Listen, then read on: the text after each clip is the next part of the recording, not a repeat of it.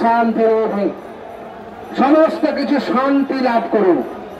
এই জগতের মধ্যে সমস্ত কিছুর মধ্যে শান্তি বিরাজমান হোক।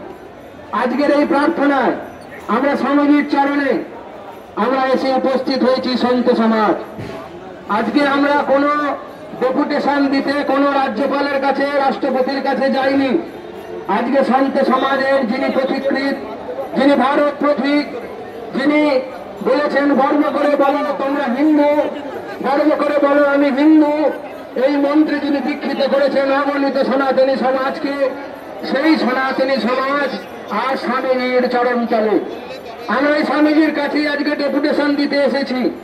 আমরা আমাদের আবেদন, যিনি আমাদের রক্ষাকর্তা, যার কথায় আমরা আই কাঁসায় বস্ত্র ধারণ করে গৃহত্যাগ করে নিজের শ্রাদ্ধাদি সম্পন্ন করে আজ মানব আত্মানের মোক্ষার্থম জগদ্ভূতায় তারই বাণী, সেই বাণীকে আশ্রয় করে আমরা তারই পাদদেশে এসেছি। এই সমাজকে তিনি রক্ষা করুন, এই দেশকে তিনি রক্ষা করুন। এই দেশের মধ্যে যাতে শৃঙ্খলা ভদ্রতা আমাদের মধ্যে আসে, সেই পথ তিনি আমাদের দেখিয়েছিলেন, সেই পথে আমাদের অগ্রসর হতে বলেছিলেন।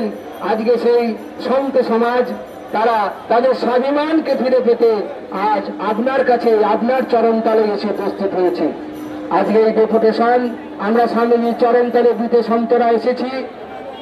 আগে স্বামীজিকে মাল্য অর্পণ করছেন এবং তারপরে তাকে আরতি সম্পন্ন করে সেইখানে আমরা সেই ডেপুটেশনটি পাঠ করা হবে। স্বামী প্রদীপ্তানন্দজি স্বয়ং এই ডেপুটেশনটি আমাদের এই রথ থেকে তিনি পাঠ করবেন। স্বামীজির আরতি সম্পন্ন হলে স্বামী প্রদীপ্তানন্দজিকে যে সমস্ত সেবকরা আছেন তাদের অনুরোধ করব, দয়া করে আমাদের যে প্রচার রথ রয়েছে, অ্যানাউন্সের যে গাড়ি রয়েছে, সেইখানে যেন নিয়ে আসা হয়। এইখানে উঠে দাঁড়িয়ে তিনি এই সম্ভাষণ পাঠ করবেন।